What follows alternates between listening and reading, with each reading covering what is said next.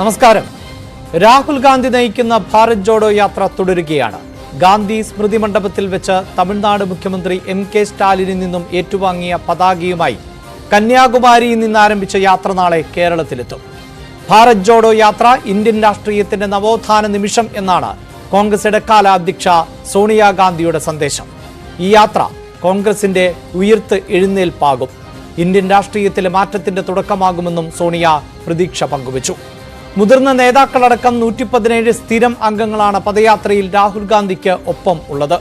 150 ദിവസം നീളുന്ന പദയാത്ര 12 സംസ്ഥാനങ്ങളിലൂടെ കടന്ന് 3570 കിലോമീറ്റർ സഞ്ചരിച്ച് ജമ്മു കാശ്മീരിൽ സമാപിക്കും.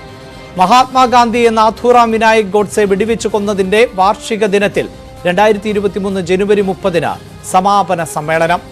ഈ 5 മാസത്തിനിടെ 2 പ്രധാനപ്പെട്ട തെരഞ്ഞെടുപ്പുകൾ കഴിയും, ഗുജറാത്തിലെയും ഹിമാചൽ പ്രദേശിലെയും.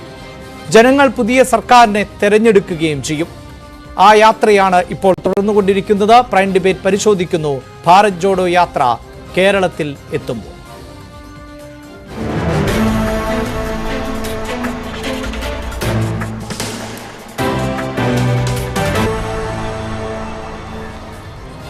ചർച്ചയിൽ പങ്കെടുക്കുന്നത് മുതിർന്ന കോൺഗ്രസ് നേതാവ് ശ്രീ അനിൽ ബോസ്, BJP നേതാവ് N.K. ശശികുമാർ, CPIM നേതാവ് V. വസീഫ്, ഒപ്പം മുതിർന്ന മാധ്യമ പ്രവർത്തകൻ ആനന്ദ് കൊച്ചുകുടി എന്നിവരാണ്.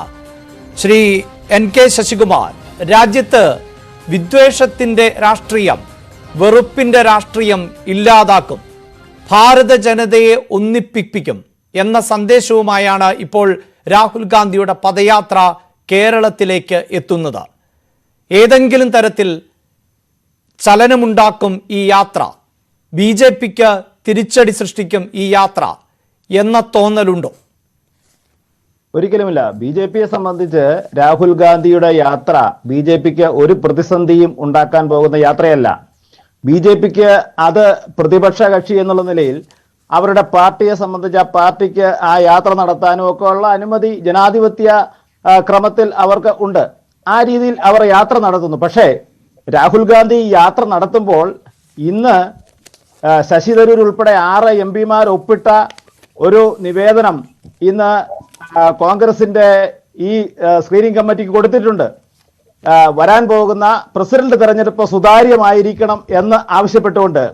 ഞാൻ ചോദിക്കട്ടെ അഭിലാഷേ, ഒരു പ്രസിഡന്റിനെ പ്രഖ്യാപിക്കാൻ വേണ്ടി കോൺഗ്രസ് പാർട്ടി ഇപ്പോൾ വലിയ ഒരു രാഷ്ട്രീയ നീക്കങ്ങൾ നടത്തിക്കൊണ്ടിരിക്കും. ചടുലമായ നീക്കങ്ങളിലൂടെ കോൺഗ്രസിന് ഒരു പുതിയ പ്രസിഡന്റിനെ പ്രഖ്യാപിക്കാനിരിക്കുന്നു. അതും ഗാന്ധി കുടുംബത്തിൽ നിന്ന് വേണ്ട എന്ന് രാഹുൽ ഗാന്ധി പ്രഖ്യാപിക്കുകയും ചെയ്തുകൊണ്ട് ഉടൻ തന്നെ അടുത്ത മാസം തന്നെ കോൺഗ്രസിന് പ്രസിഡന്റ് ഉണ്ടാകുമെന്നിരിക്കെ ഇപ്പോൾ ഈ യാത്രയ്ക്ക് നേതൃത്വം കൊടുക്കുന്ന രാഹുൽ ഗാന്ധിയുടെ ആ രാഷ്ട്രീയം ഭാരത് ജോഡോ യാത്ര BJPക്കെതിരെയോ രാജ്യത്തെ മറ്റ് പ്രശ്നങ്ങൾക്കെതിരെയല്ല. ഇവിടെ രാഹുൽ ഗാന്ധിക്ക് പ്രസിഡന്റ് ആക്കണമെന്ന് യൂത്ത് കോൺഗ്രസിന്റെ അഖിലേന്ത്യാ പ്രസിഡന്റ് കഴിഞ്ഞ ദിവസം പ്രഖ്യാപിച്ചു കഴിഞ്ഞു. അപ്പോൾ എന്താണ് കോൺഗ്രസിൽ നടക്കുന്നത് എന്ന് എനിക്ക് തോന്നുന്നു നമ്മുടെ ബാഹുബലി സിനിമയ്ക്കകത്തെ പോലെയൊക്കെയുള്ള ചില നീക്കങ്ങൾ നടക്കുന്നുണ്ട് എന്ന് നമുക്ക് മനസ്സിലാക്കാൻ സാധിക്കും. കാരണം ഒരു അഖിലേന്ത്യാ പ്രസിഡന്റിനെ പ്രഖ്യാപിക്കാനിരിക്കുന്ന പാർട്ടി എന്തിനാണ് ഇപ്പോൾ 150 ദിവസം എടുത്ത് ഈ യാത്ര ഈ കോൺഗ്രസ് പ്രസിഡന്റ് അല്ലാതിരിക്കുന്നയാൾ? അപ്പൊ ആർക്കാണ് അധികാരം? വീണ്ടും അധികാരം ഗാന്ധി കുടുംബത്തിലേക്ക് തന്നെ ആക്കി മാറ്റുന്നതിന് വേണ്ടിയുള്ള ചില ആളുകൾ നടത്തുന്ന നീക്കങ്ങളാണ്. ആ നീക്കങ്ങൾ രാഷ്ട്രീയപരമായി BJPയെ സംബന്ധിച്ച് BJPക്ക് ഒരു പ്രതിസന്ധിയും സൃഷ്ടിക്കുന്നതല്ല. അത് മാത്രമല്ല, ഇതിന്റെ ഉദ്ഘാടനം തന്നെ അഭിലാഷെ നോക്കൂ. ഇതിന്റെ ഉദ്ഘാടനം നടത്തിയതാരാണ്? കോൺഗ്രസിന്റെ ഏതെങ്കിലും നേതാക്കന്മാരാണോ? അല്ല, തമിഴ്നാട് മുഖ്യമന്ത്രി സ്റ്റാലിനാണ് ആ ഉദ്ഘാടനം നടത്തിയത്.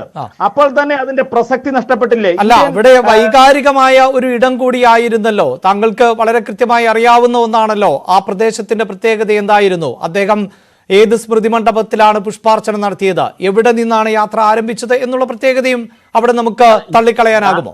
യാത്ര ആരംഭിക്കാം, അതിന് അവർക്ക് സ്മൃതി മണ്ഡപത്തിൽ നിന്നാണ്, അതിനൊന്നും നമുക്ക് തർക്കമില്ല. പക്ഷെ അത് ഉദ്ഘാടനം ചെയ്യേണ്ടിയിരുന്നത് കോൺഗ്രസിന്റെ ഏതെങ്കിലും മുതിർന്ന ഒരു നേതാവിനെ കൊണ്ടോ അങ്ങനെ ഒരാളിനെ കൊണ്ടോ അല്ലേ ചെയ്യിക്കേണ്ടിയിരുന്നത്. പകരം ഇവരെ ഇന്ത്യയിലെ മറ്റു സംസ്ഥാനങ്ങളിൽ കോൺഗ്രസിന്റെ പ്രസക്തി എന്ത്? ഇപ്പൊ യാത്ര കടന്നു പോകുന്ന സംസ്ഥാനങ്ങളിൽ കോൺഗ്രസ് ഉണ്ടോ എന്നുള്ള കാര്യം കൂടി നമ്മൾ പരിശോധിച്ച് വേണ്ടേ കോൺഗ്രസ് ഈ യാത്ര നടത്താൻ. താങ്കൾ ഒരു പ്രധാനപ്പെട്ട പോയിന്റ് സൂചിപ്പിച്ചു വെച്ചതുകൊണ്ട് ഞാൻ ഈ ഘട്ടത്തിൽ